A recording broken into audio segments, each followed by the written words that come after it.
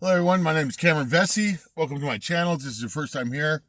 Uh, I'm doing this from my car, my my mobile office, prison cell, whatever you want to call it. Yes, I am currently homeless. Look at that. I'm really roughing it here.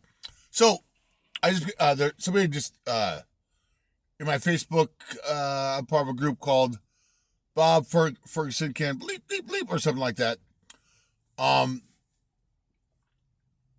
And in this forum, in this group, we're obviously not happy with Bob Ferguson, the taxes, and everything like that. And I brought up, notice what Bob Ferguson isn't giving to the Department of Justice as it concerns voters. I nailed my head on this thing right here the other day. Oh my God, it hurt. Still hurts. See a little bit. Anyways, I'm part of a secret society that everyone can join. It's called Viva Barnes Law at locals.com. And Robert Barnes is a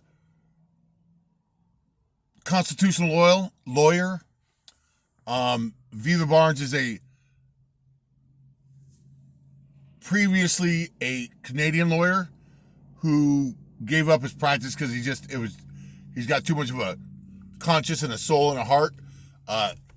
And started doing some legal vlogs. He's really good at reading. Anyways, a very interesting forum, very interesting membership subscription. I recommend you try it out. Viva Barnes Law at locals.com. So, here's something to think about when it comes to voter registration, voting, and how one of the mechanisms they use to steal votes. The best way to combat voter fraud in your state is by voting. A lot of these votes are people who have registered, but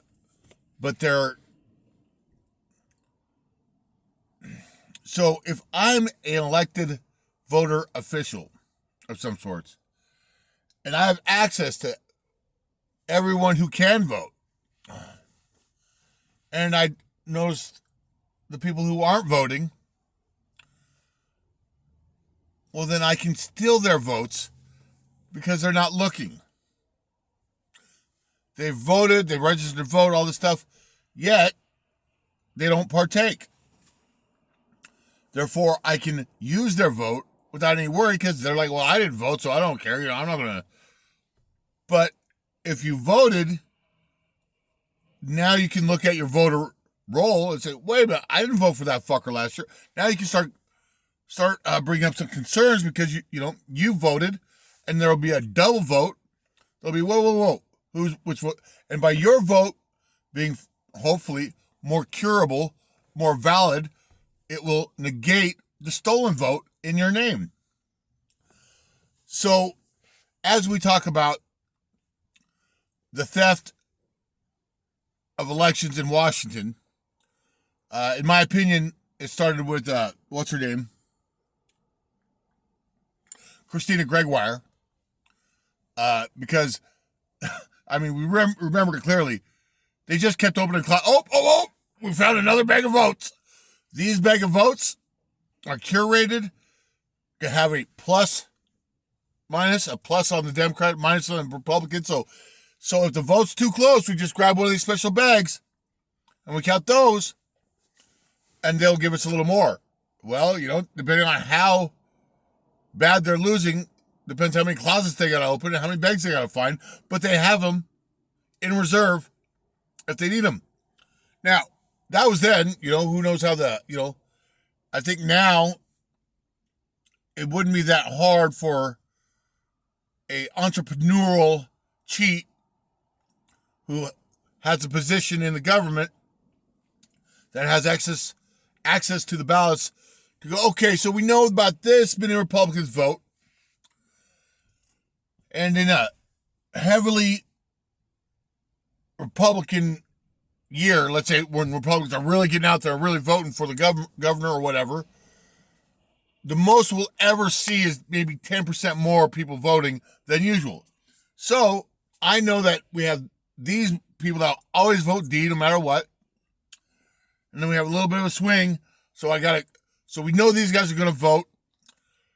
So we gotta make sure we have enough votes for the swing voters and then a possible 10% increase in Republicans.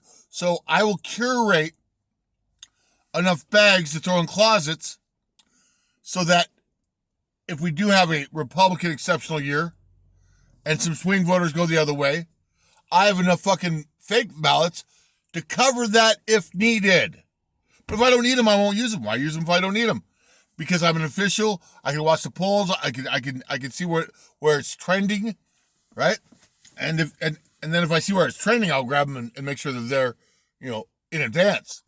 And that's a way. So while mail-in balloting is also a big deal, because if it's mail-in balloting, I just put them in the mailed in. Oh, they keep coming. They're, it's much easier to splice in or merge fake ballots with good ballots in a mail-in system than it is with a show up and vote.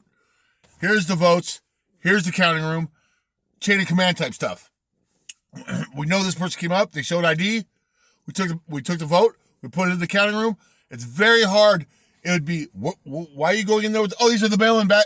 So if I saw somebody with a big bag go into that room, they're just, these are mail-in ballots we're just getting from the post office. No, they're fake. They're bad. So if you take that out of why are you taking a big bag of ballots into the counting room when they didn't come through the front door? Well, now that's federal charges. Now you're in trouble pretty easily, right? Whereas when you have such an open mail-in and blah, blah, blah, you go, no, these are just for the post office and blah, blah, and plus, so as much as the mail-in ballots are being, go watch 2,000 Mules. They will go to nursing homes. They will go to places where they can, apartment complexes, and they'll pay for the ballots. Here's $5. Vote for a Democrat. Give me your ballot, and I'll go turn it in. Ballot harvesting, that's what it's called. So, they've got it down to a scam. They've got it down to a science of how to make sure Washington never goes red at all, or even purple. And I'm not trying, as a born and raised Spokenite, Washingtonian, I'm not trying to cancel out the Democratic vote. If they put a guy up there worth voting for and it's a fair vote and they win, okay, that's the way it goes. But we haven't seen a fair vote, I don't think, since Christina Gregoire, or before the one before Christina Gregoire. I think we started it. And that's this is a video for my little group, my little Facebook guys who hate Ferguson, on one of the best things you could do, because one of the mechanisms of cheat is by voting for people who never vote, because they're not going to look for it, and so they're not going to challenge it. Whereas if I go vote and I find out that, whoa, wait a minute, what do you mean? Because they have to if they get 2 votes, that's going to throw them out. And when the officials curate it, they're going to call you, right? They're going to call the number you give and say, hey, did you vote for this way or did you vote for that way? Well, I voted this way. Well, we got 2 ballots.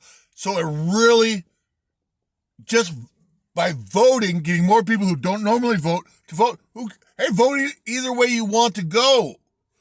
But if you're a Republican or conservative or a swing voter or an independent type-minded person, and you don't like the idea of either side cheating, it doesn't matter who's doing it. By you going in and voting, you're making it more true to our state, more true to our republic, more true to the people's will, the people's wants. All right, that's my video for the day, or to my league. Have a good day, everyone.